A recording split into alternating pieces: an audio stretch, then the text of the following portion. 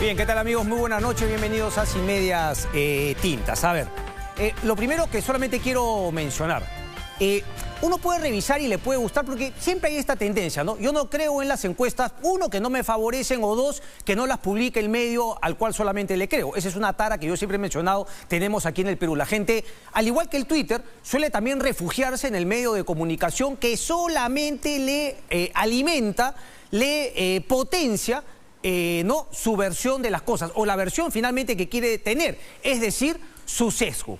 Igualmente pasa con las encuestas, pero ahora resulta que toda encuesta de toda laya muestra lo que aquí hemos venido mencionando hace tiempo. El gobierno de Dina Boluarte hace agua. Ya no se trata de pensar que Dina Boluarte fue la salida al gobierno de Pedro Castillo, corrupto, ineficiente, etc. Lo de Dina Boluarte es igual o peor, con, digamos, ¿no?, el agravante que si se extiende hasta el 2026, la pregunta va a ser ¿quién va a cargar con ese pasivo de haber mantenido en el poder a Dina Boluarte y Alberto Otárola?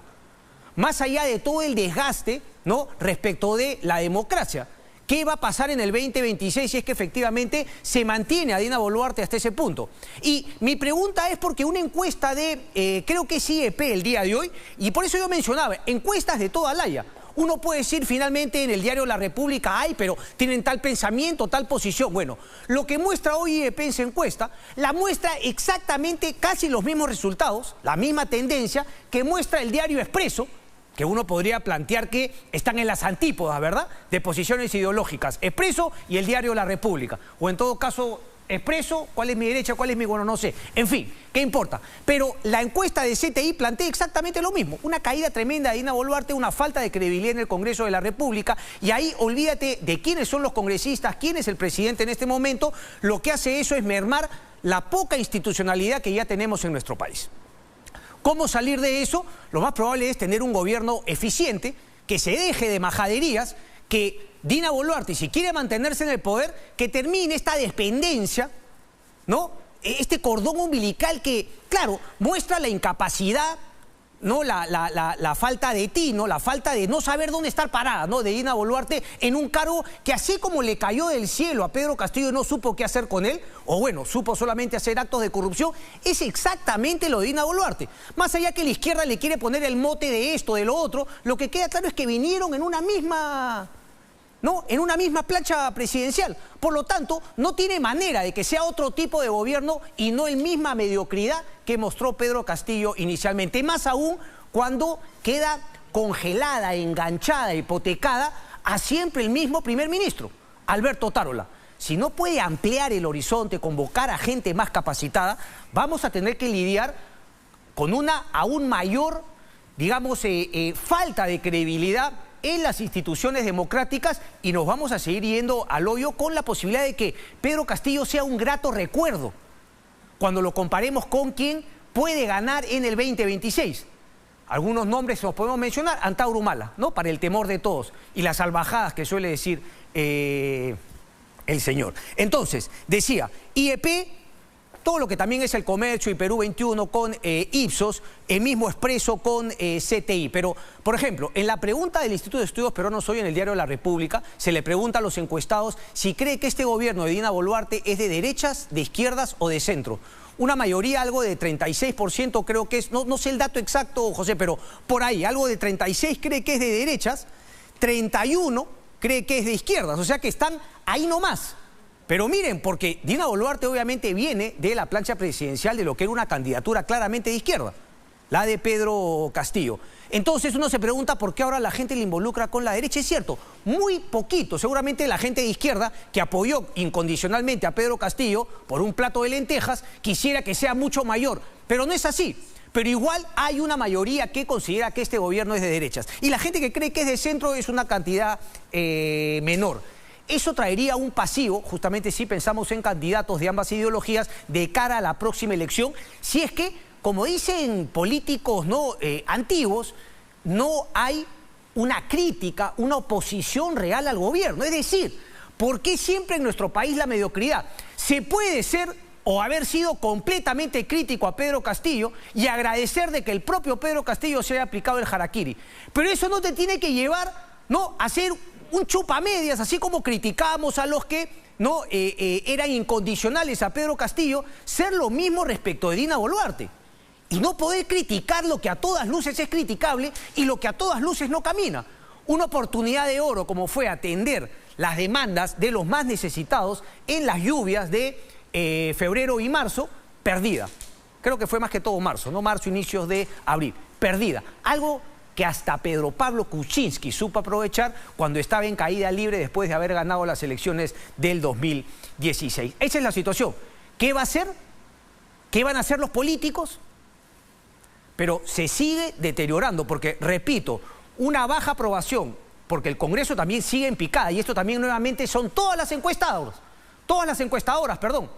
Todas, absolutamente. No es que la República, no IEP, no le tiene ojeriza al Congreso. La nota de Expreso también muestra igual desaprobación para el Congreso de la República. Es decir, lo que trato de decir es que no se trata de posturas ideológicas, esta es una realidad. La mayoría de la ciudadanía deplora al Ejecutivo de Dina Boluarte y al Congreso de la República. ¿Qué hacer al respecto? El Congreso tiene mucho que hacer.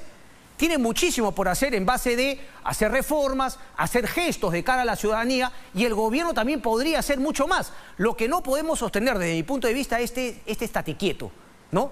Aquí todos nos hacemos los locos y seguimos finalmente hasta el 2026 como si nada hubiese pasado o como si nada pasaría. Y eso para mí es simplemente una receta al fracaso, a más polarización, a menos democracia en nuestro país.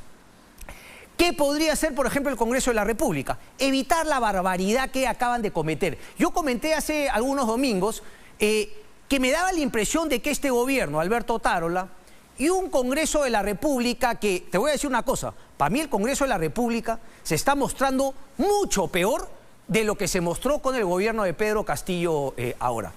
Porque ahora, por lo menos en el gobierno de Pedro Castillo, había esa tercera función de los congresistas, que es legislar, 1, representar, 2, y fiscalizar. Hoy por hoy el Congreso de la República no fiscaliza al Ejecutivo. Y es más, parece que está ahí en un aconchabamiento que súbitamente, como un préstamo, una partida especial, el Ejecutivo le regala 40 millones de soles al Congreso de la República para arreglar algunos temas, ¿no?, de pagos, de gastos, y súbitamente el Congreso de la República, para este Día del Trabajador, se asigna a todos sus trabajadores 9.900 soles y pico. Póngale usted 10.000 soles. De la nada, caídos del cielo, gracias a una platita que también es caída del cielo que le dio el Ejecutivo. Claro, esa partida de 40 millones estaba dentro de una partida mucho más grande que también había planteado el Ejecutivo. ¿Y quién tenía que aprobarla? El Congreso de la República. Por regla de tres simple, ¿no? Uno diría que le aprueba esa partida de un montón de plata que incluía los 40 millones de soles que ahora le regalan al Congreso de la República, y el Congreso le regala 10.000 soles, dice que porque han trabajado mucho, que las legislaturas se han extendido, que el costo de vida ha aumentado. Si el costo de vida ha aumentado para los trabajadores del Congreso, ha aumentado para todo el país. ¿Por qué solamente los trabajadores del Congreso tienen que ganarse esa perita en dulce? ¿O es parte de una coima?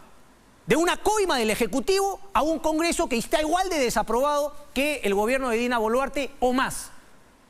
Y se regalan entre sus trabajadores 9.000, 10.000 solcitos, que claro, seguramente va a llegar algo a los congresistas, porque claro, este premio no es para los congresistas, este bono, pero ya sabemos pues que no, los mochasueltos están a la orden del día en el Congreso. Alguna alita seguramente le va a llegar a algunos congresistas. Es una vergüenza. Y olvidemos del tema de que indignación y que por aquí, que por allá. Me cae mal la gente que se indigna. Aquí finalmente no hay que preocuparse, sino ocuparse. Y el tema es cómo se va a ocupar el Congreso de la República, o simplemente tenemos que aceptar que a este Congreso no le importa el país, no le importa el propio Congreso, le importan las personas que se han elegido y lo único que quieren es seguir cobrando alguna platita, algún interés, algún viajecito hasta el 2026. Yo siempre hablo así, a la gente no le gusta obviamente, pero queda claro que no meto a todos en un mismo saco, pero tengo que hablar de manera general de un Congreso de la República. Carlos Anderson, por ejemplo, congresista independiente, si no me equivoco, creo que hasta ahora no se ha juntado a ninguna otra bancada, José, tú me corregirás. Bueno, él ha escrito en su cuenta de Twitter que este no es el Congreso. La decisión de este bono especial para los trabajadores es una decisión de la mesa directiva, es José William Zapata, presidente del Congreso, quien tendría que explicarlo. Pero habría que dar algunos pasos atrás, ¿no?, al congresista Anderson. Y fue justamente esta aprobación de la partida especial del Ejecutivo que le pide al Congreso aprobar y que incluía esos 40 millones de soles. Desde ahí venía la cuestión mal. Y eso se aprobó y obviamente dentro de esos 40 millones, unas 10.000 soles para los trabajadores porque el costo de vida ha subido. Pero solamente los trabajadores del Congreso se benefician con este bono a pesar de que ha subido el costo de vida para todos por el tema inflacionario. O sea, un divorcio del Congreso de la República para enganchar con la ciudadanía, y eso nos lleva a las reformas fundamentales. Aquí lo ha dicho más de una vez Carlos Meléndez, finalmente otros reformistas. Tiene que haber una manera de que haya mucha más, digamos, accountability, dicen los gringos, ¿no? De que hay una relación más directa entre los ciudadanos que eligen, es decir, entre los representados y sus representantes, para que no sea un tema que yo te elijo y te quedas 5 años y haces lo que te da la gana y te desenganchas completamente de tus electores. Tenemos que ir a distritos electorales más pequeños y la posibilidad de que una vez que hay esos distritos electorales, que hay un vínculo directo entre representados y representante, yo sé, como ciudadano de Lima, quién es mi representante. No es que, yo tengo unos congresistas, yo voté por él, pero no ganó. No. Si tú estás en un distrito electoral, que puede ser, por ejemplo, San Juan del Lurigancho, una zona, San Juan del Lurigancho, por su población, ponle tú que meta 3 congresistas. Divide San Juan del Lurigancho en 3 zonas, y cada una de esas 3 zonas tiene un congresista, que tiene que volver cada 2, 3 semanas a esa zona y tiene que preguntarle a la gente qué tal lo está haciendo. Y después de 2 años y medio, de un periodo de 5, esa ciudadanía, esos representados, representados tienen la posibilidad de decirle, ¿sabes qué? Vas mal, compadre, no te voy a renovar hasta los 5 años. A los 2 años y medio, chau, gracias. Pero tenemos que volver a ese tema porque queda claro el divorcio absoluto entre los ciudadanos y quienes los representan en el Congreso de la República. Lo de 10.000 soles para mí es simplemente alucinante. Sobre todo en esta posición, ¿no?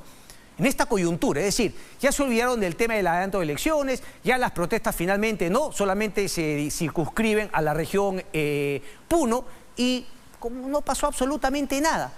Es decir, como ya abrieron el aeropuerto de Puno, creo que fue el de Juliaca. Uno diría que también, claro, no es que ese es el aeropuerto. No han ganado, ¿no? Pero han ganado por walkover. Este gobierno, claro, gana en la mesa. En la cancha absolutamente nada. ¿Y a qué me refiero por la cancha? No me refiero, pues, obviamente, no a ir a imponer la fuerza. La fuerza se tiene que aplicar, la fuerza de manera inteligente. No se aplicó de manera inteligente. Tienes otras maneras, ¿sí? Demostrar que hay autoridad, el imperio de la ley, el respeto a las leyes, pero al mismo tiempo diálogo, conversación, política. Hay que hacer política y este gobierno me queda claro que no lo ha hecho.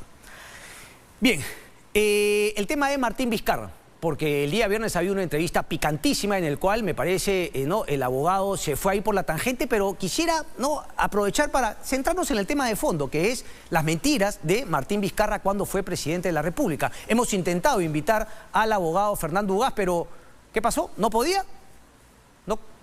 No contestó, creo. José, no contestó. Fernando Ugaz, abogado de Martín Vizcarra. Lo seguimos esperando, siempre la invitación está hecha. La acusación, ¿ok? La acusación, una carpeta fiscal, pero es una denuncia constitucional, que claro, por ser expresidente la tiene que presentar ante el Congreso de la República. Pero la acusación es concusión. ¿Tienes la definición de concusión o la leo yo, José? Para que la gente se informe. La leo yo, no me contesta. La tenemos ahí atrás. A ver, bien ahí. La vamos a leer entonces. Dice, delitos contra la administración pública, delitos de corrupción. Concusión, o se dice consusión. Concusión, me imagino que es. Ilústrame, por favor. Concusión. Es cuando un funcionario público, abusando de su cargo, obliga o induce a una persona a dar o prometer indebidamente para sí o para otro un bien o un beneficio patrimonial. Antes de profundizar en ese tema, yo solamente quiero cogerme de la argumentación del propio Fernando Ugaz en esta entrevista que comento, que al final se fue por las ramas y terminó en otras cosas que nada tenían que ver con el tema de Martín Vizcarra, que es justamente que él decía que, más allá de la concusión, dijo que nunca había sido el tema secreto. A ver, No sé si es que él quiere confundir o qué sé yo, pero queda claramente que Martín Vizcarra nunca le dijo a los peruanos que se vacunó. Claro, uno dice, pero no lo ocultó. No, sí lo ocultó. No, pero no lo dijo, no lo comunicó. Eso no significa que lo haya ocultado. Nadie le preguntó. Queda claro que un presidente de la República, en la circunstancia, en la coyuntura en la cual estaba, lo ético, lo moral, lo correcto, hasta miren lo que voy a decir, lo políticamente correcto, con lo que no estoy de acuerdo muchas veces, hubiese sido finalmente decirlo. Sobre todo la imagen que había vendido Martín Vizcarra, ¿no? Eso que llevó a una triste candidata a la vicepresidenta en la plancha de Forsyth a decir que Martín Vizcarra era como el padre que todos quisiéramos tener. Qué vergüenza por mi madre. Menos mal que no ganó el señor Forsyth con esa candidata a vicepresidenta que tenía. Y finalmente no lo dijo, lo ocultó. Y no solamente ocultó que él se había vacunado, sino también claramente ocultó, y no es que nadie se lo preguntó, porque nadie habría tenido la ocasión de preguntarle si es que lo hizo o no lo hizo. Nadie sabría por qué. ¿Ok? Ocultó que también le pidió al señor Málaga, que manejó de la manera más corrupta el tema de la vacunación con las pruebas de Sinopharm, que vacune a su esposa y a su hermano. Y luego mintió y dijo que había sido parte de un ensayo clínico, algo que le compró a algunos periodistas, más activistas que periodistas. Se lo compró finalmente en un Twitter, cosa que después resultó claramente mentira, porque fue un lote de vacunas de Sinopharm que dio la embajada china, disque 2.200, disque para vacunar a los que estaban haciendo el ensayo clínico. Dicho sea de paso, ensayo clínico que quedó en el aire, porque un ensayo clínico que nunca se terminó, nunca fue ensayo clínico, fue un fiasco, fue un fracaso, fue una mentira. Hubo gente que nunca le dijeron si es que le habían dado el placebo, si es que finalmente lo habían vacunado con el ensayo de la vacuna de Sinopharm o no. Todo se frustró porque sale a la opinión pública que la vacuna Sinopharm se había manejado de manera política, hay que decirlo. La embajada china metió de contrabando a su propia embajada 2.200 dosis que fueron ofrecidas de manera política, de manera comercial, desde mi punto de vista, para mí de manera antiética, corrupta. No sé si es que será parte también de la fiscalía, es mi opinión. Y le empezaron, ustedes recordarán nombres, famosas lobistas, ahora muy interesadas con el tema de la energía y la posible compra de Enel a los chinos. Qué curioso que ahora una famosa lobista me tuiteé con una incontinencia, me whatsappé con una incontinencia, ¿no? La verdad, increíble, y al mismo tiempo haya recibido 3 vacunas de Sinopharm. Y ahora está pro que los chinos compren en él.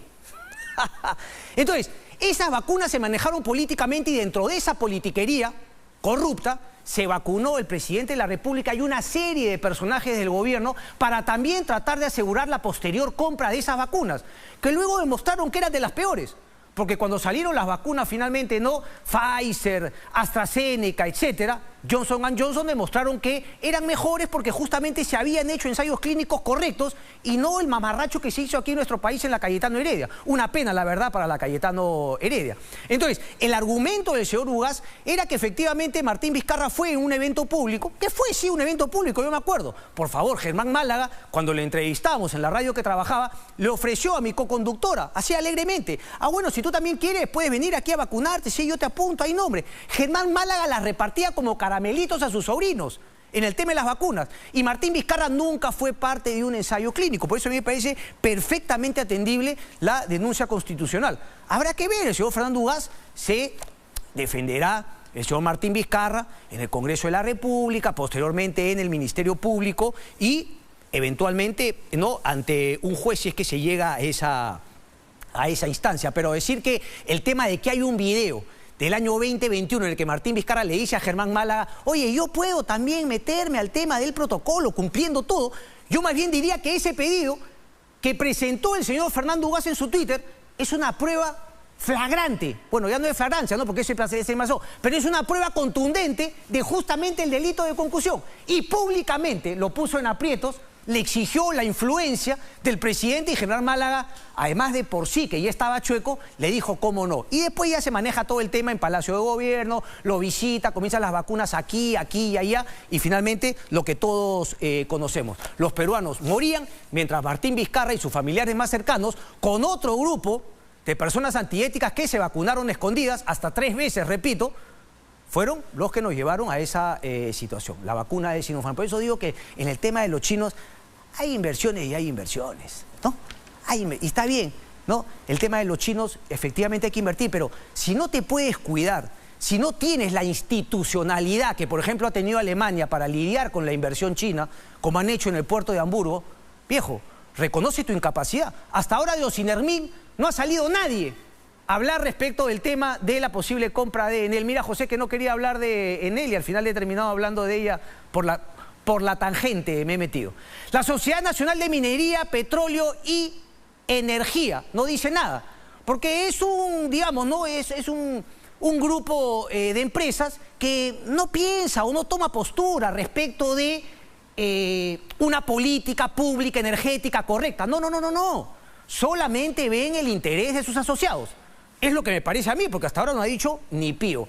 Y los de Ocinermin, nada. Hasta ahora Indecopi no ha vuelto a votar una nota de prensa a decirse que finalmente ya se presentó o no el pedido de Enel para que Indecopi evalúe esa compra. Y en paralelo, Enel Generación se integra en una sola empresa. Pero no tiene nada que ver, a pesar de que Enel Italia ya dijo que lo que quiere es deshacerse de todos sus activos en Perú. Y dicen que no es para una posible compra. Por supuesto que Enel Generación también quiere ser vendida. Y no me extrañaría que también quiera meter a los chinos de Relancina. Entonces, repito, el tema de los chinos y de ninguna inversión se tiene que prohibir. Pero se tiene que tomar medidas concretas y no ceder, no ser un país bananero, tercermundista. Bien. Vamos entonces. El Ministerio de Transportes y Comunicaciones, pero no importa, si finalmente estos temas no le gustan, aquí no estamos para incomodar al poder y al que quiere hacer su tema. Vamos con el Ministerio de Transportes y Comunicaciones, porque la carretera central es un proyecto que va de gobierno a gobierno con Francia. Así como hubo un gobierno a gobierno con el Reino Unido para el tema de la reconstrucción con cambios, ahora hay un gobierno a gobierno con Francia. Yo estoy empezando a dudar de estos gobiernos a gobiernos porque me parece alucinante que una, digamos, de las características de lo que se supone era una modalidad que daba más eficiencia para luchar contra la corrupción y sobre todo transparencia, se haya convertido en todo lo contrario. Porque resulta que ahora, como lo maneja un gobierno de otro país, ese gobierno no le responde a nadie, no sale en la televisión, no tiene voceros para responder en medios de prensa, no le tiene que explicar absolutamente nada a nadie. Solamente lo único que hace es un Twitter por ahí, ¿no? Un tuit por ahí como hizo el embajador del Reino Unido. Así que vamos desde acá también a exigir que el gobierno de Francia, si esté en este gobierno a gobierno, pues sea más activo también que brindar información respecto de este proyecto. ¿Y qué ocurre con este proyecto? Que el GORE Lima presentó un proyecto para el trazado de la nueva carretera central. Pero el Ministerio de Transportes y Comunicaciones simplemente se zurra en ese trazado que, según el Colegio de Ingenieros de Lima, sería mucho menos costoso. Una diferencia, ojo, de 2.200 millones de dólares, según una nota que publica la Ampadia y que cita a un ingeniero experto, Jorge Coll, quien justamente hizo la evaluación de cuánto costaría un trazado frente al otro. El MTC y el gobierno de Francia se cierra en que ellos ya tienen su trazado que han denominado el Corredor Verde, que saldría en Carapongo. No sé si podemos tener el cuadrito, José, para tratar de entender mejor. Muéstramelo ahí. Ahí está. No, esta es la parte de Lima Airport Partners. Ahora vamos con eso. Ok. Si ven acá Carapongo, la carretera central, ese es el trazo actual de la carretera central. Dicho sea de paso, ¿qué tal delito, no? Que se haya hecho primero IRSA Sur, IRSA Centro, IRSA Norte y se haya dejado para hoy, 2023, el tema de la carretera central cuando esto era mucho más importante. No por un tema de integración, que al final siempre el tema de la integración es importante, con Brasil, etcétera, sino porque este era un problema desde hace 20 años. El tema de que la carretera central colapsó hace buen tiempo. Pero bueno, en Carapongo, este es el Corredor Verde, ¿ok?, que quiere el Ministerio de Transportes y Comunicaciones con el gobierno de Francia. Ustedes lo ven por acá, llega aquí a la zona de Domingo Olleros y empieza a subir, ¿no?, hasta Pachachaca, luego para llegar a Loroya. Esto rojo es el trazado que, en vez de empezar por la Ramiro Prealé, carretera central, te vendrías por la Panamericana Sur, a la altura de La Chutana, y entrarían. Si ustedes pueden reconocer, claramente se darán cuenta que en esta zona de la carretera central prácticamente está colapsado. Tendrías que hacer, ¿no?, expropiaciones, bastante más complicado. En La Chutana, si uno ha pasado por la carretera azul, verá que estas son las zonas donde hay unos cerros que algunos se han ido justamente, ¿no?, lotizando en zonas industriales, etcétera, pero no habría justamente tantos terrenos que expropiar. Esto es finalmente el tema. Claro, yo no soy ingeniero, no soy nadie, pero aquí el tema es debatir, aquí el tema es la transparencia. Aquí el tema es que la señora ministra Paola Lasarte, ¿no?, asesora, que llegó al Ministerio de Transportes y Comunicaciones con Martín Vizcarra, con Charles Tremadoiro, con Edmer Trujillo. Dicho sea de paso, Edmer Trujillo y Martín Vizcarra, más allá de la denuncia que tiene, recordemos la denuncia de Martín Vizcarra respecto del hospital de Moquegua, que lo hizo, ¿quién era su mano derecha en Moquegua? Justamente para esas coimas que denunció Ixa y Obraínsa, si no me equivoco, Edmer Trujillo. Llegó la señora Paola Lasarte de la mano de Edmer Trujillo y no le quiere explicar absolutamente nada a nadie. Simplemente dice, aquí se hace el corredor verde porque así hemos lo decidido con el gobierno de Francia, y no te entregan ninguna explicación de por qué han decidido ese trazo y no el que plantea el Colegio de Ingenieros de Lima. Sí, es cierto, el Ministerio de Transportes y Comunicaciones podría tener la última palabra, pero el Ministerio de Transportes y Comunicaciones tiene que explicar y tiene que convencer a la ciudadanía por qué es mejor el trazo, sobre todo cuando hay una información que dice que el trazo que quiere el MTC cuesta 2.200 millones de dólares más. La nota habla... Dice, solo por concepto de puentes, túneles, expropiaciones, el trazo de La Chutana es del orden de 2.200 millones menos costoso que el tramo del corredor verde, ¿ok?, hasta La Oroya. El trazo del Gore Lima, o bueno, el trazo del Colegio de Ingenieros, permite velocidades mayores, pues el trazo del corredor verde tiene varias curvas seguidas. Luego está el tema de menos probabilidades de huaicos, mientras que el trazo del corredor verde va por la quebrada seca de Tinajas. Dicho sea de paso, la quebrada seca de Tinajas fue por donde cayó el huaico, que vimos desgraciadamente un camión caía al río, al cauce del río Lurín, ¿no?, y finalmente mucha gente perdió sus propiedades, la casa. Es una zona de huaicos. Esto es lo que dice el Colegio de Ingenieros. Y repito, no es que a priori uno sea mejor que otro, pero el Ministerio de Transportes y Comunicaciones tiene la obligación. Y el gobierno de Francia también, si es que está en el gobierno, también tiene que...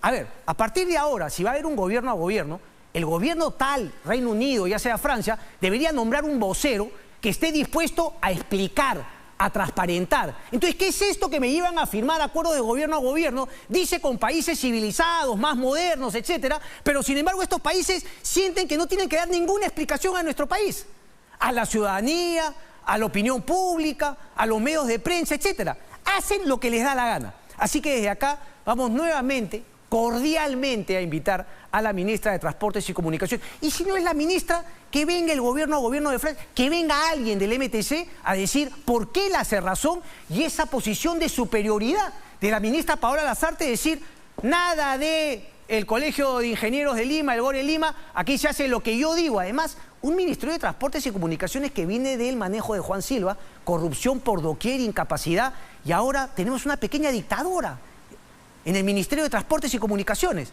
Así que, si no lo es, ojalá me equivoque, imagino que estará dispuesta a explicarnos por qué se ha decidido el tema de este trazo y no el otro. Y vamos a seguir con la ministra de Transportes y Comunicaciones porque parece vocera ahora sí de Lima Airport Partners. Además de que el Ministerio de Transportes y Comunicaciones se comió. Es un tema, es un poco complicado, ¿no? Porque aquí en nuestro país la verdad que la mediocridad me parece que es lo que manda todo. Primero, por ejemplo, tenemos a un grupo de aerolíneas que primero se queja de la obra de Lima Airport Partners. Parece luego que se ajustan algunas clavijas, le dicen, oye, mira, tus slots, tu macana, te voy a apretar. Y súbitamente, ¿quién denunciaba? Pasó lo mismo con, ¿cómo se llaman los de Comex? También tenían una posición cuando el tema de la acreditación, parece que le dijeron, no te preocupes, te voy a meter tu frigorífico acá. Y súbitamente Comex dijo, cojonudo Lima Airport Partners, linda obra. Linda obra. Entonces, aquí es una cosa de locos. Bueno, La señora Paola Lasarte, más allá de que el MTC, la Dirección General de Aeronáutica Civil y otras entidades le aceptaron las obras de la segunda pista y de la torre de control sin peros, a pesar de que hay observaciones bastante válidas, bastante legítimas. Yo tenía justamente, para hacer una nota, y ya la sacaré justamente en su momento. Pero el MTC, cuando yo digo que voy a sacar una nota, no se trata pues de llamar y preguntar, oye, ¿qué van a sacar? La ministra estaría dispuesta a ir. Y claro, si es que no le dices qué van a sacar, si es que la vas a tratar bonito, hasta ahora seguimos esperando lo que amenazó la ministra Lasarte de que quería venir aquí al programa a contestar. No sé qué, porque no habíamos dicho absolutamente nada todavía. Parece que hay un temor a priori. Porque si tú estás dudando y estás nerviosa de qué van a sacar, si tú estás haciendo todo bien, no tendrías de qué preocuparte. ¿De qué te preocupas a priori si es que lo que van a sacar? Bueno, dos temas del aeropuerto de Lima Airport Partners, ¿ok? Además de que nos quiso patear ad infinitum el tema de la inversión que tenía que hacer, ahora resulta, el diario El Comercio publica hoy que hay un viaducto elevado que conectará la Costa Verde con el aeropuerto. 890 millones de soles habla. Lo curioso es esto, no tengo la nota, no tengo la nota acá, pero cuando habla con el periodista, efectivamente, ya hay una resolución que declara de interés a priorizado, este tema del viaducto elevado. Habla también, claro, de la vía expresa Santa Rosa, que es el viaducto elevado, y el puente Santa Rosa. A ver, son dos cosas muy distintas, por más que en el diario El Comercio lo quieren poner como iguales. El puente Santa Rosa es parte del contrato con Lima Airport Partners y es un contrato en el cual el Estado peruano se obliga a hacer el puente Santa Rosa. Si el Estado no hace el puente Santa Rosa, Lima Airport Partners te puede denunciar y te puede decir, oye, ¿por qué no has hecho lo que prometiste, lo que nos comprometimos?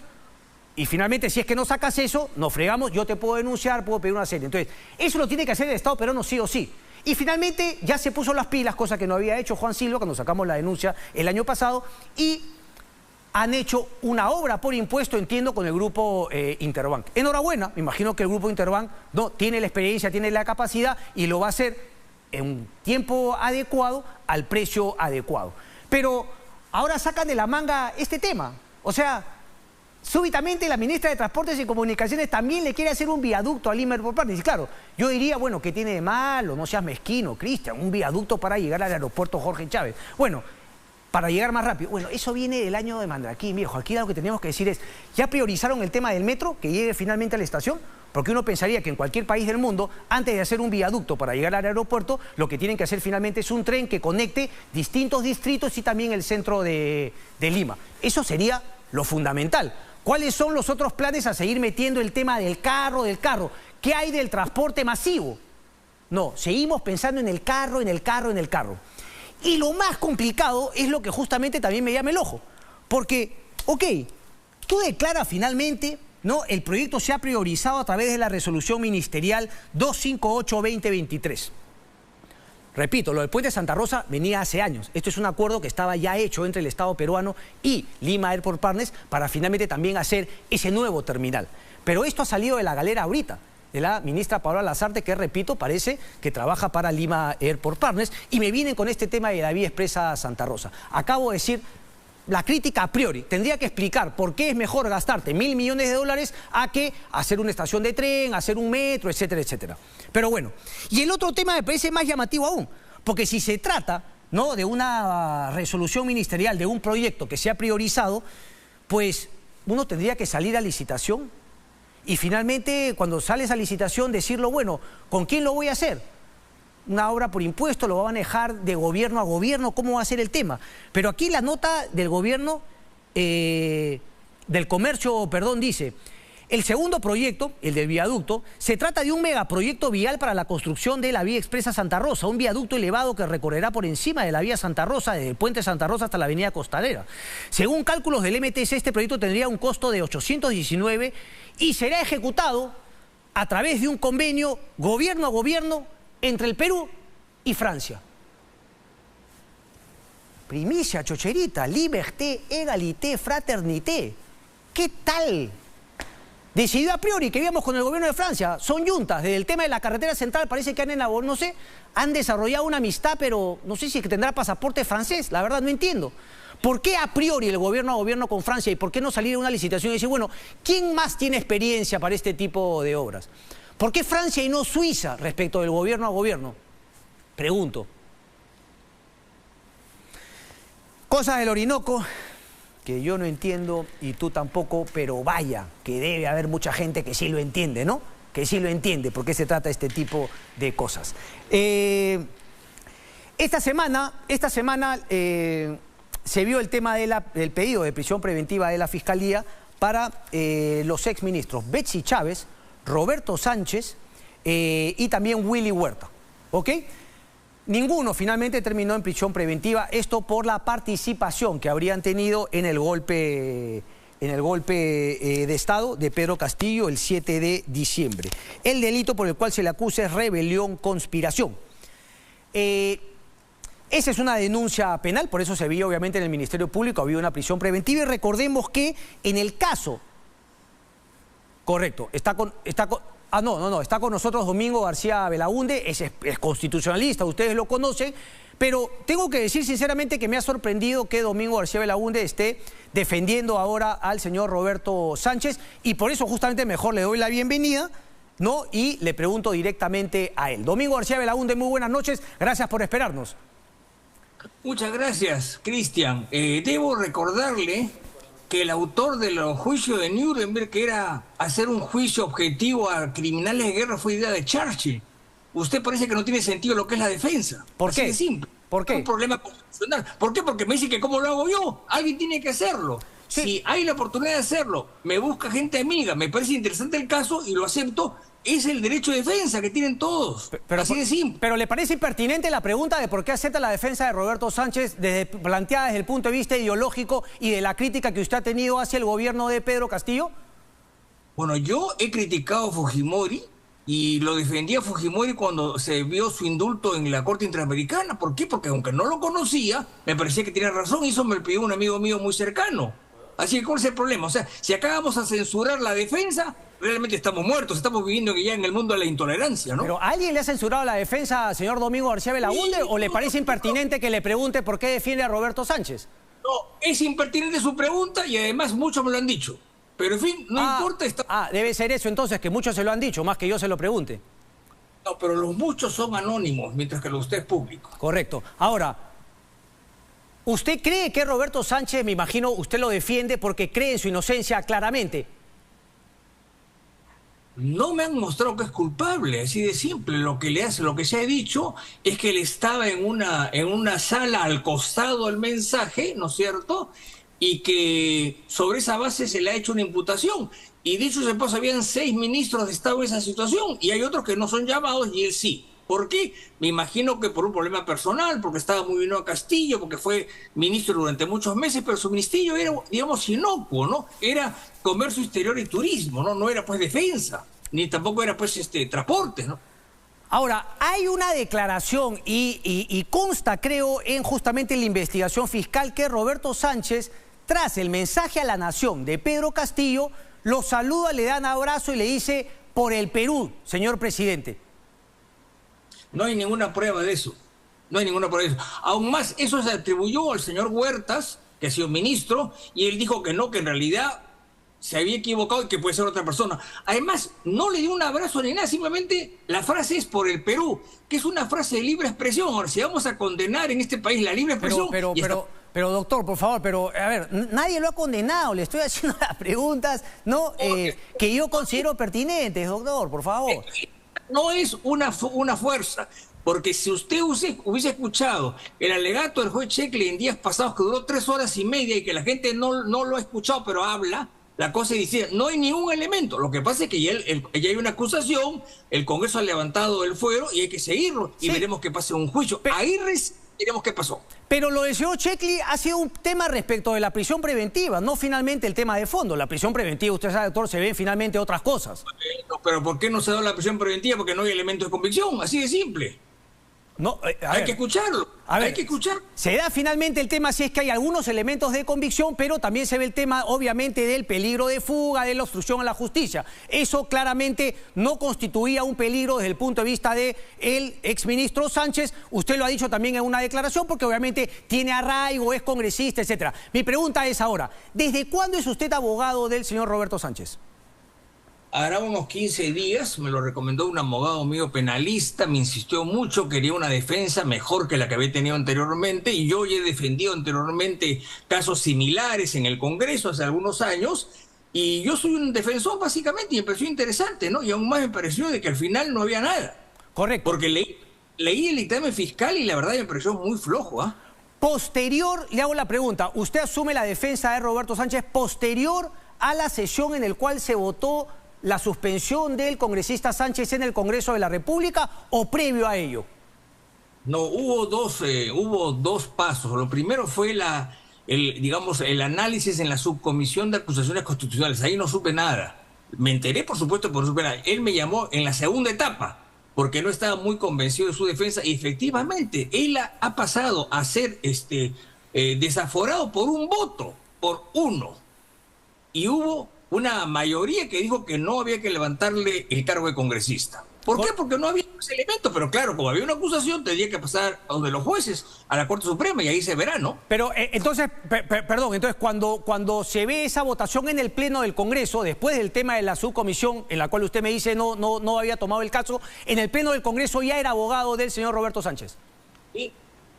Ok, ahora, ¿por qué tiene una apreciación distinta? Y aquí justamente imagino como abogado eso será, digamos, parte esencial de su argumento de defensa del señor Roberto Sánchez. ¿Por qué usted ve un caso distinto en Betsy Chávez y en el de su defendido respecto al papel que jugaron ese 7 de diciembre del año pasado?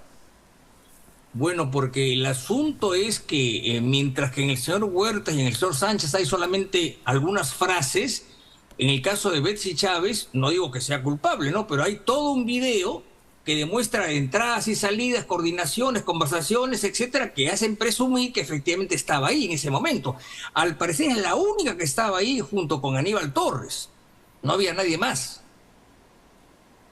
Ok, entonces, digamos, esa participación previa en la cual no estuvo Roberto Sánchez, pero Roberto Sánchez llega finalmente posteriormente. Por eso usted cree que, digamos, la posibilidad de culpabilidad de Betsy Chávez y de Aníbal Torres es bastante mayor que la de Roberto Sánchez por esa cuestión de tiempos de no haber estado antes del mensaje a la nación. Yo pienso eso, pero ahora, sin embargo, ¿qué tipo de delito han cometido? No lo sé, no, yo estoy asumiendo la defensa con un penalista que me está orientando y eso lo verá pues la sala en su momento, ¿no? Tipificar qué delito hubo, cosa que yo no lo sé. Lo único que sé es que en el caso de Betsy Chávez hay muchos elementos a tomar en cuenta, mientras en el caso de Huertas y de Sánchez no hay prácticamente nada, ¿no?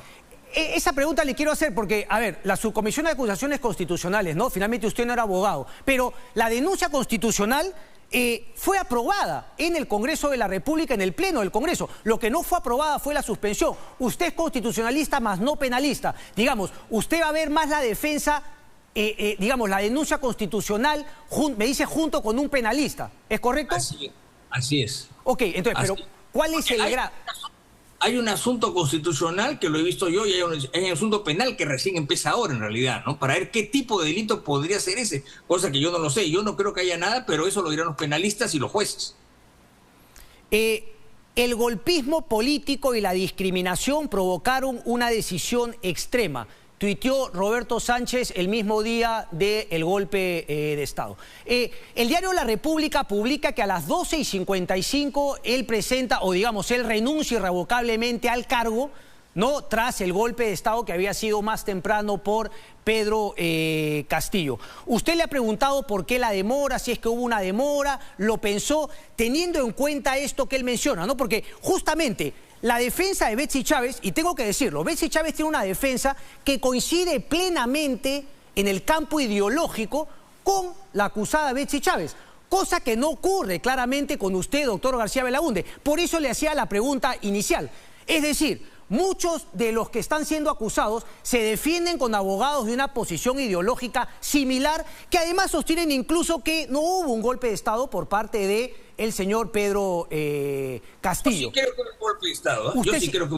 Y discrepa con su defendido cuando él dijo que el golpismo político y la discriminación provocaron una decisión extrema. Yo esa frase no la conozco, ¿ah? No la he visto en ninguna parte. Está en el tuit, está en el tuit de Roberto. En el tuit de Roberto. Yo no lo conozco. Yo no la conozco y he visto casi todo y eso no digo que no exista, digo que yo no la he visto.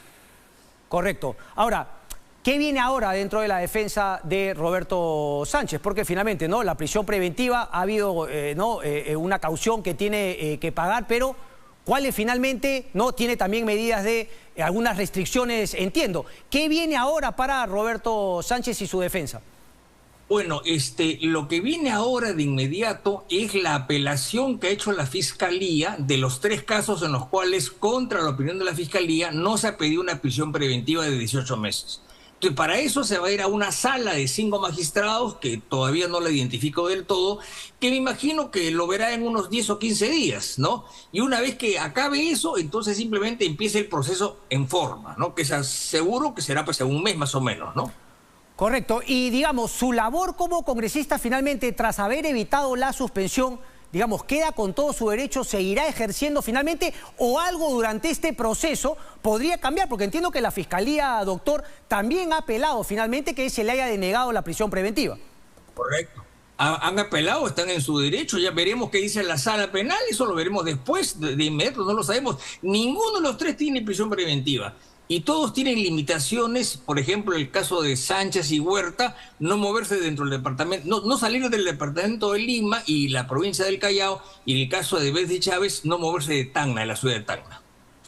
Correcto. Entonces, para finalmente Roberto Sánchez continúa, se ve esa apelación, pero por el momento ejerce finalmente su cargo con todos los derechos como congresista de la República. Así es, así es. Correcto. Mientras eso sigue en pie. Correcto. Ahora, el señor Roberto Sánchez, no sé si usted ha podido hablar de política con él, o no es un tema que finalmente toquen más allá de la defensa, porque, digamos, conociéndolo usted, doctor, claro, el tema constitucional lo mueve, pero la política también. Entonces, eso es lo que yo quiero entender. Por eso fue la pregunta inicial. ¿Él sí cree que hubo un golpe de Estado, el señor Roberto Sánchez? No lo he hablado con él con eso. Yo le he dicho que yo sí creía que había un golpe de Estado fallido, evidentemente, pero él no me ha hablado sobre eso, honestamente, no podría decirlo. Correcto. Además, no sé si crea o no, porque él llegó tarde, no estuvo en el momento y luego a los 40 minutos renunció, ¿no? Y fue igual que las Fuerzas Armadas y el Comando Conjunto dieron un comunicado digamos, en contra 2 horas después. La gente se olvida de eso. Los ministros renunciaron a la hora y media y las Fuerzas Armadas en comando conjunto en 2 horas, con un aviso publicado en los medios, ¿no? En las redes. Una pregunta hipotética que espero no sea pertinente. Digamos, ¿usted siente y está seguro, o usted me acaba de decir que no es un tema que finalmente le ha preguntado, lo ha conversado con Roberto Sánchez, pero digamos, no tiene por ahí la duda de que, claro, él no participó necesariamente como sí lo habría hecho Betsy Chávez? Y claro, obviamente esa es la denuncia, pero en el ámbito político uno podría sostener, por los tiempos en los cuales presenta su renuncia, que Roberto Sánchez especuló respecto de que si iba a haber o no una respuesta positiva del golpe de Estado perpetrado por Pedro Castillo. Al ver que obviamente no se alineaban las Fuerzas Armadas con el golpista, decide obviamente salvar el pellejo y decir, renuncio, esto es un golpe de Estado. Digamos, ¿no se hace usted esa pregunta o no tendría nada que ver con el hecho de haber aceptado o no la defensa? No tiene nada que ver. Aún más, ya le he dicho, los criminales de guerra tuvieron el juicio de Nuremberg y la mitad resultaron culpables. Así que, ¿por qué se sataniza la defensa? Para nada, doctor. Pero entonces le hago otra pregunta. ¿Usted también, por ejemplo, habría defendido si se lo hubiesen pedido a Betsy Chávez? De repente, no lo sé. En este caso, yo en la defensa siempre me fijo un poco en los elementos de juicio que hay y quién me lo recomienda, ¿no? Ese es muy importante. Correcto. Pero, doctor, entonces debo entender, volviendo también un poco a mis clases de Derecho, que finalmente no necesariamente es que un abogado defienda creyendo la inocencia de su patrocinado, sino que va para defender que su patrocinado tenga un juicio justo, una defensa legítima, y si es que finalmente encontrado culpable, pues tendrá que aceptarlo, pero que se haya cumplido con el debido proceso. ¿Es así? Mire, mi padre fue juez penal 40 años y ha escrito muchos libros de derecho penal, y él tiene escrito en muchas partes que uno debe defender incluso a los culpables.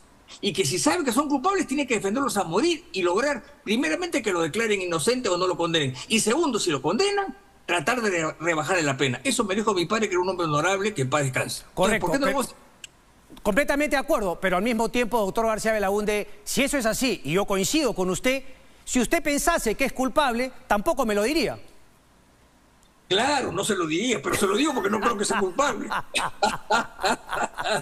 Domingo García Belaúnde, un placer como siempre, doctor. Un abrazo, gracias. Gracias, felicidades, muchas gracias. Ahí está. Bueno, vamos a ver finalmente, ¿no? Porque ahí está la situación de Roberto Sánchez. Pero ahí sí yo coincido, creo que hay una diferencia notable entre el caso de Betsy Chávez y el caso también, me parece que en otra bolsa ponemos a Roberto Sánchez y Billy Huerta. Pero yo sí tengo esa sospecha, ¿no? Respecto de todos aquellos que especularon respecto del desenlace de cómo iba a terminar el golpe de Estado de Pedro Castillo. Si hubiese estado, digamos, ¿no?, con el apoyo de las Fuerzas Armadas, vaya, que muchos que ahora hablan de golpe de Estado habrían estado ahí al costado de Pedro Castillo y algunos incluso lo habrían abrazado y le hubiesen dicho por el Perú, señor presidente. Nos vamos a una breve pausa y regresamos luego, no se muevan. Bien, a ver, desgraciadamente una crisis migratoria devino en crisis diplomática, ¿no?, el día jueves, viernes, y claro, ha vuelto, digamos, ¿no?, la violencia, ha habido, entiendo, un herido, la desesperación también de ciudadanos haitianos, colombianos y venezolanos en su mayoría. Y aquí yo quiero tocar un tema, porque la importancia de buscar ese punto medio, ¿no? Porque, por un lado, fue un error, creo yo, que además venía con un matiz político. Recordemos que en ese momento, digamos, era el momento pico de este gobierno paralelo que había al de Nicolás Maduro, con Juan Guaidó, ¿no? Se había creado el Grupo de Lima, si no me equivoco, a favor de este gobierno paralelo de Juan Guaidó. Creo que estoy utilizando el término incorrecto, no era paralelo, era otro término que se hablaba, ¿no? Pero bueno, era legítimo, incluso en Estados Unidos se le reconocía como tal. Entonces, claro, dentro de esa línea, Grupo de Lima, que dicho sea de paso impulsó el gobierno de PPK, un poco de la politiquería fue justamente esta política de abrir completamente las fronteras. Es decir, una cosa es obviamente, ¿no?, permitir el derecho migratorio, ¿no?, y el tema también humanitario respecto de las personas que escapaban de una mala situación de un país, pero otra cosa es ir más allá de tus posibilidades, de finalmente poder ayudar a alguien. Porque claro, si tú vas a abrir las puertas de tu casa para que entre alguien, tú tienes que tener la responsabilidad de saber de que puedes finalmente ayudarlo, de que obviamente no vas a generar el caos en lo que es tu casa interiormente y de que vas a poder también atender a esas personas, porque si no, el remedio puede ser peor que la enfermedad. Y ese fue justamente el problema de Pedro Pablo Kuczynski. Ahora, ha pasado mucha agua, ¿no?, debajo del puente, pero ahora, cada vez que se habla de alguna política, digamos, ¿no?, para no ponerse más duro con los migrantes, con los inmigrantes, sino proteger a los migrantes que ya están en nuestro país.